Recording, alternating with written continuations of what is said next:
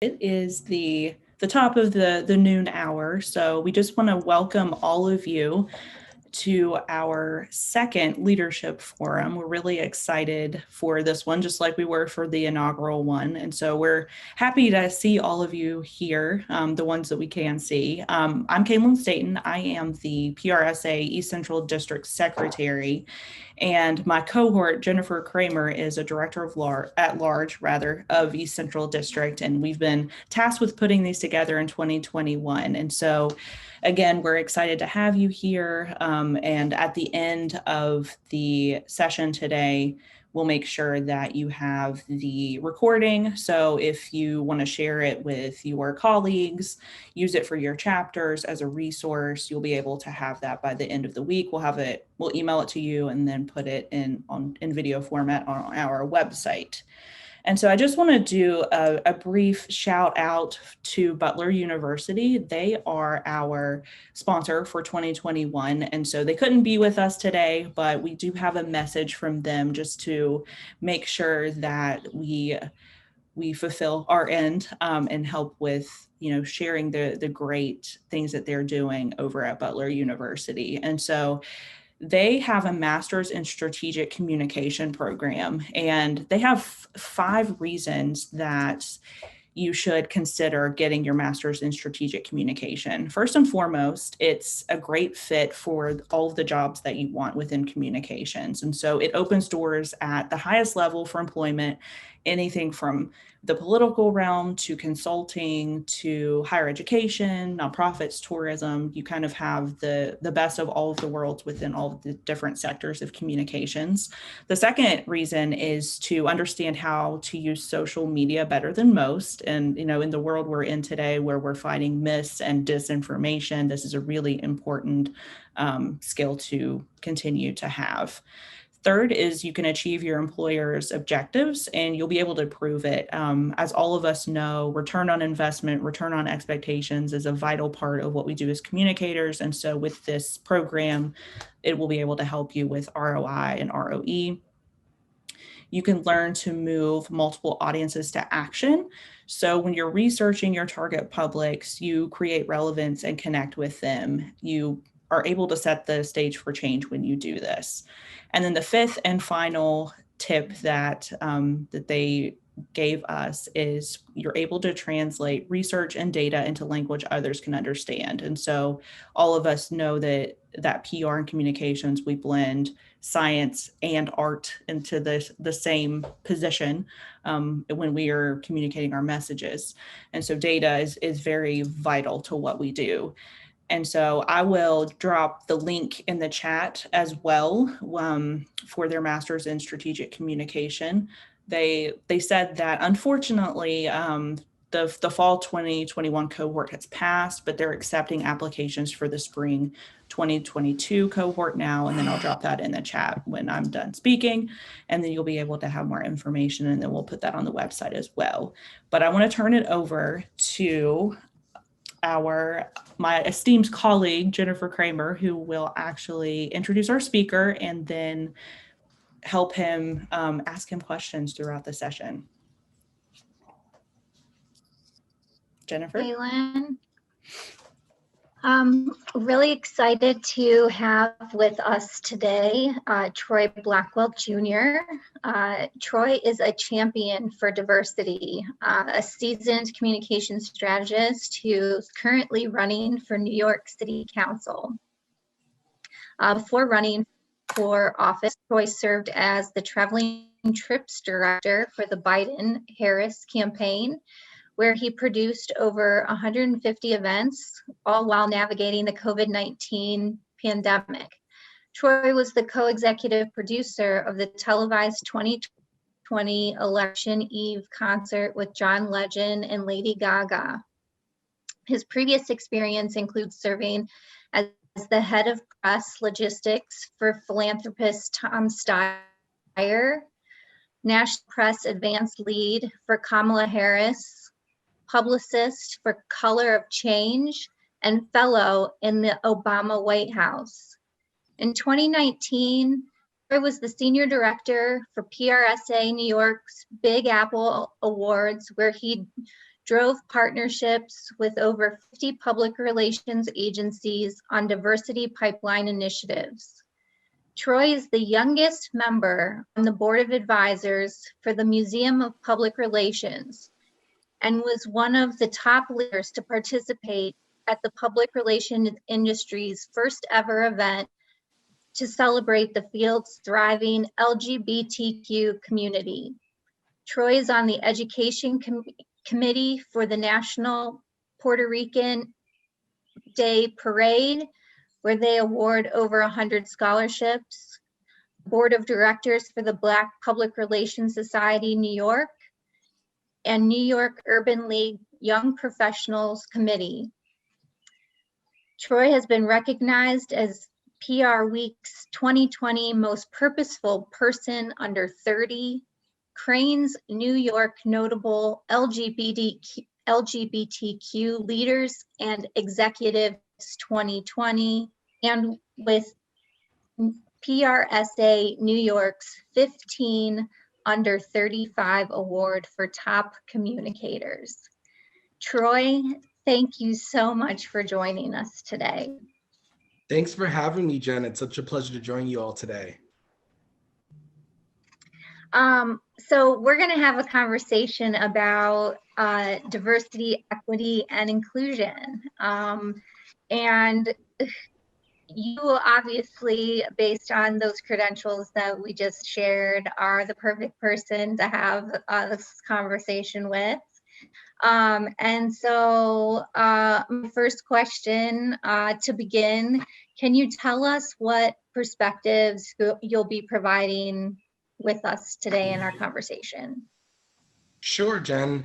So the main thing I'll be providing today is just some key points that I try to live by when doing DEI work.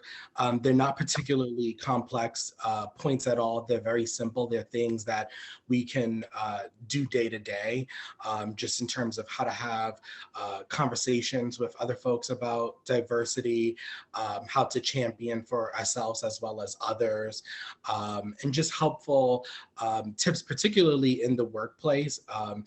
This is PRSA. We all work in the communications industry of some sort. And so DEI is a very important topic to us, but a lot of people, particularly definitely folks around my age as well, we sometimes have trouble navigating that in the workplace, understanding what to look for or things that we would like to see implemented in our workplaces, whether you are in-house or at an agency. So I just have some helpful tips and hacks for that. So, besides that amazing list of items that I listed in your introduction, what would you say uniquely qualifies you to share those perspectives and insights on DE&I? Yeah, well, I will start off by saying, just to level set for folks, it's always interesting when you read bios about people, right? But on a personal level, I didn't even know what PR was when I started college. So I fell into PR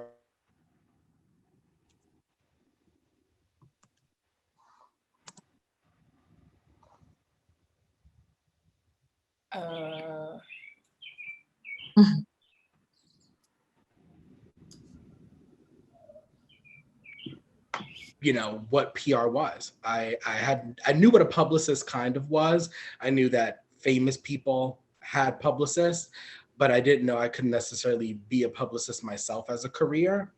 And I ended up joining this communications committee for homecoming, which is a really big event at Howard. And I volunteered my freshman year on this committee. And a lot of the people that I was working under were mass communication majors. They were either seniors getting ready to graduate. And I just fell in love with the work. I was like, this is just so cool. And this was back in 2008, 2009. So this was right when Twitter started to get big, more people were on Twitter and sharing things. And so it was just a different scope in social media at the time. And, I was like, I think I want to be a mass communications major. And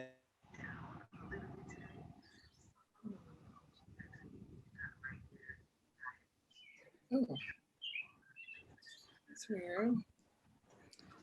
Troy, I hate to interrupt what you're saying, but we're having some audio issues that we weren't having whenever we were doing the run through. Oh, did I go out? Yeah, you cut out a couple of times. This is the second time, but then you came back. So I just wanted to tell you that, just in case. Oh, okay. Hopefully this is better. Yeah.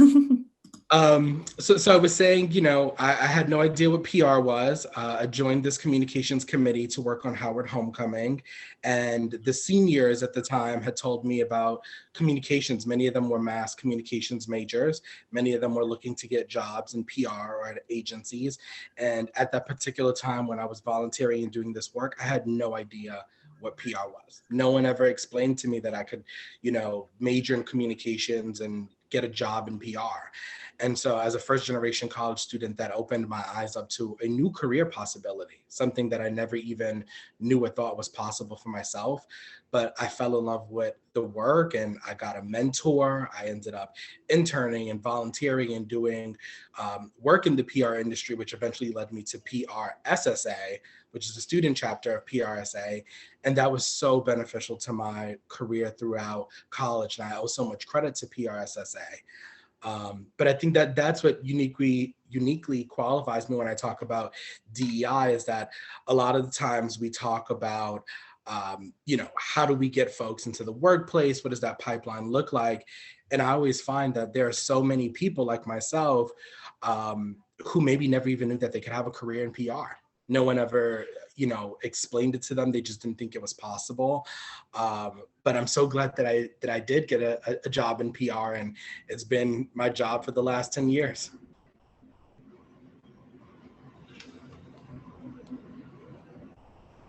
How do you believe communications can make a difference in creating more equal and inclusive organizations and PRSA chapters? Yeah, well, I think the main thing is the art of what we do as PR professionals is storytelling, right?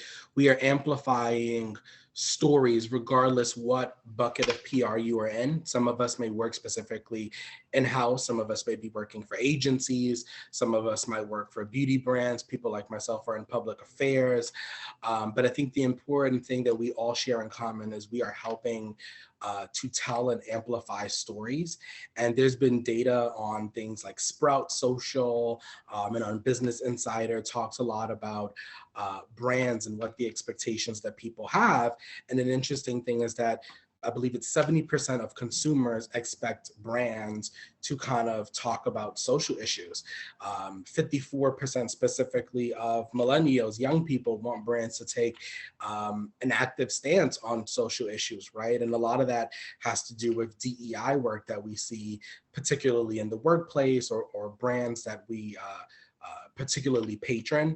And so I think, like, for us as communications professionals, using the art of storytelling, sharing different views and different experiences, talking about how to identify different pieces of diversity, right? Because diversity is so big.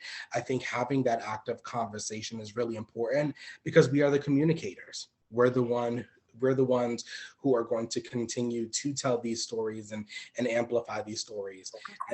And I think particularly in PRSA has such a unique position in the PR industry because of the mentorship that is provided to students in that pipeline, right? Like, I owe so much to PRSA and PRSA, because when I was a student, I joined PRSA. I learned about all the various different events they had for students. That's how I got my mentor. I got my mentor through PRSA. I would go to the PRSA events. It seemed so exciting to me as a young person coming up in the industry. And that was really important for me because, before getting my mentor, before joining PRSA, I didn't have someone that I can talk to about PR issues or how to get a job in PR or what to look for. But it was those monthly events, things like, how to use social media, how to track success as a communicator, right? A lot of what we do is writing. We write a lot of press releases, we pitch stories, but having a mentor to guide me and say, well, this is how you can measure success as a communicator, that was very helpful for me. And so I think PRSA is in a very unique position because so many of us who, where we are today in the industry, a lot of us owe a lot of that to PRSA. I've met most of my colleagues and friends through PRSA. And so I think seeing the work that is being done in diversity to make sure that there is room for so many different people at the table is amazing. Because I remember when I first started, full disclosure, my mentor and I are completely the opposite. Some people might know my mentor. His name is Art Stevens. So he's an older white Jewish man. And I'm a young, Afro-Latino kid from the South Bronx. But me and Art have so much in common. He's guided me. He's been one of the best people I've met. And I joined the board of PRSA New York because of him. And so it's interesting to have those mentors and see how he's also helped shepherd diversity in PRSA New York and made space for someone like me.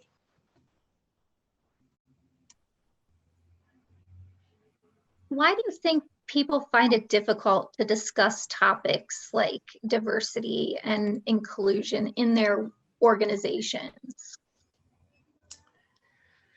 I think the biggest thing is that when we talk about diversity, especially in the workplace, I think many people fear repercussions, right? I think that's the biggest thing and the biggest feedback that I have. And even myself, when I was coming up in the industry, I think so many people are just kind of like, I want to do my job. I don't want to, make too much noise. And so I think a lot of people feel like if they speak up or if they say something, they may appear as a troublemaker. So I think that holds a lot of people back. And I also think some people, on the other hand, don't want to offend, right? So it's always a double-edged sword, meaning you have one group of people who maybe want to talk about diversity but aren't sure because they want to make sure that they're saying the right thing and don't offend someone. And then you have another group of people who also probably want to talk about diversity and advocate for certain things, but don't want to appear as if they're troublemaking or stirring the pot. And so what I always tell people is that it's always good to have one-on-one conversations with people and get a group of people together, because when you get a group of people together, whether it's an employee resource group or it's a committee within a chapter, whenever you do things as a group, it's always much stronger. And I use an analogy my mom used to say. It's like if you take a pencil, you have one pencil and you break it, it'll break in half. But if you take like 10 pencils and try to break it, it's a little bit harder.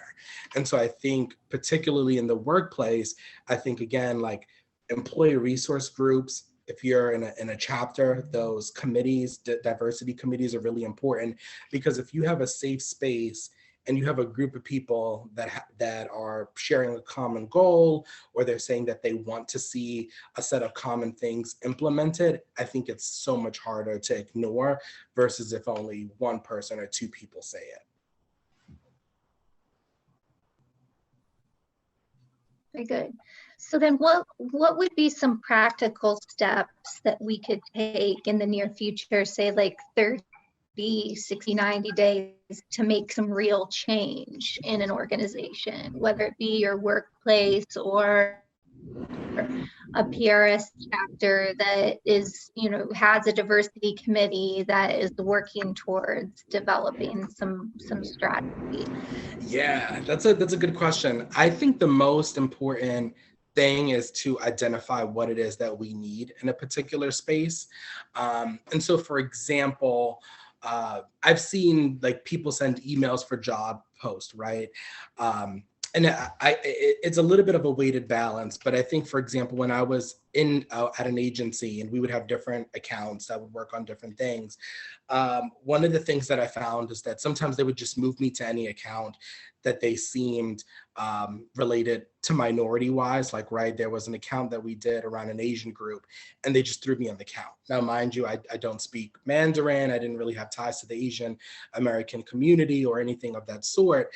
But I think it's really important to say what we need, right? Because diversity is so big. Diversity can mean so many things.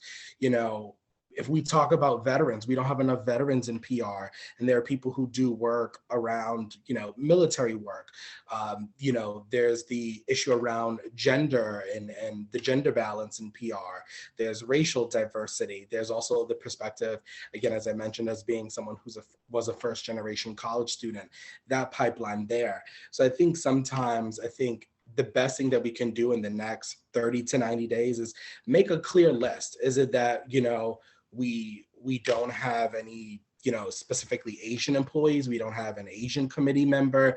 Would that be beneficial for us to recruit specifically for that? Is it that we don't have, you know, someone who's African American at the table? Do we not have a Latino perspective? Because I think a lot of times we say people of color, but people of color is so big. And so the thing is that can also leave so many people out. And I think it's really important to identify who are we missing? Who do we want to make room for at the table, right? Do we have an LGBTQ person at the table? Do we have enough women at the table? Do we need to recruit, again, as I mentioned, maybe an African American or a Latino or an Asian? So I think acknowledging what we need is the first step, or what we are trying to make room for. The second, I think, can be really good is blind recruitment. Specifically in our day-to-day careers, like for those who, whether you're in-house or at an agency, I find that blind recruitment hasn't been as widespread yet, but I do think it's really important. There's been tons of articles, particularly in like Business Insider, which I tend to follow a lot and read about things happening in the industry, even in PRWeek. They've mentioned this as well, is that some people feel that whether it's a conscious or unconscious, that there might be discrimination in terms of hiring based on people's names, right? That people who have more ethnic sounding names don't really make it past, you know, or sometimes don't even get an interview, right? And so I think blind recruitment, if any of us work in HR, any of us have any connections to HR or interview candidates, I think blind recruitment will be a really great way. And I think there's been studies that show that through blind recruitment, we actually get more diverse employees. So I think that's something that can be implemented in the next 30 to 90 days.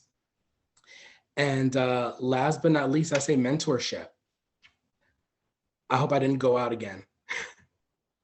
Okay, I'm back. But I would say mentorship is a really good thing that we can do in the next 30 to 90 days. As I mentioned, my mentor and I have completely different backgrounds, but my mentor was very active about making room for me and providing me with opportunities. We can all mentor somebody. And mentorship doesn't have to be vertical. It doesn't have to be, your mentor doesn't always have to be older and your mentee doesn't always have to be younger. Sometimes we can cross mentor each other, right? Sometimes someone may have a particular skill set that you may not necessarily always have, but you know, you guys may be able to learn from each other. So I think look into cross mentorship, and particularly for someone who might be a little bit different than you, right? I think cross mentoring or even lateral, just making room and space for other people, I think is always a really great thing that we can do in the next 30 to 90 days.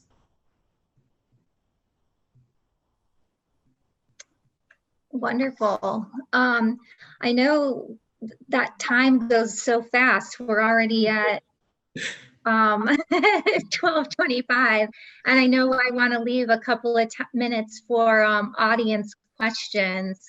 Do you have any final thoughts that answer questions? Oh, sorry, Jen, I think you made it went out. You said, do I have any final thoughts I want to share? Yes. Do you have any final thoughts before we open it to audience questions? Sure, I just have a statement. I'm sure people, if anyone's ever seen me at any other PRSA events, I always have this statement that I write on Post-it notes. I keep it in my phone. The quote is, "You are never too young to lead, and you are never too old to learn." And I love that quote so much, just because it just shows that there's so much that we can all bring to the table. And I just love that quote. It just motivates me so much. Any job I've ever had, I've always written it on a Post-it note and put it right on my desk. So that's what I'll share with all of you. If there's anything that I can leave with you, it's just that you're never too young to lead, and you're never too old to learn. Great. Okay, so we will take some questions. So if you have any, go ahead and put them in the chat box. But our first question, Troy, is how can a chapter be sure they are not just participating in performative allyship or rainbow walking? Yeah, I would say the best way to make sure that it's not performative allyship is that make sure that if you are a chapter that is doing anything to celebrate Pride this June, I think it's just imperative to make sure that you also make room for those in the LGBTQ community the other 11 months out of the year, right? That's my thought on performative allyship, is that, you see a lot of chapters, not just, just see a lot of organizations. It's like, okay, June is Pride Month, they'll put a rainbow on something. But then the other 11 months of the year, they're really quiet, right? So I think it's about, if you want to acknowledge DEI leaders who are doing work in that space throughout the year, I think that's a really good start. I'm not sure which chapter Jaren is from, but do you have an LGBTQ board member or committee member? Maybe it's about hosting conversations other points throughout the year.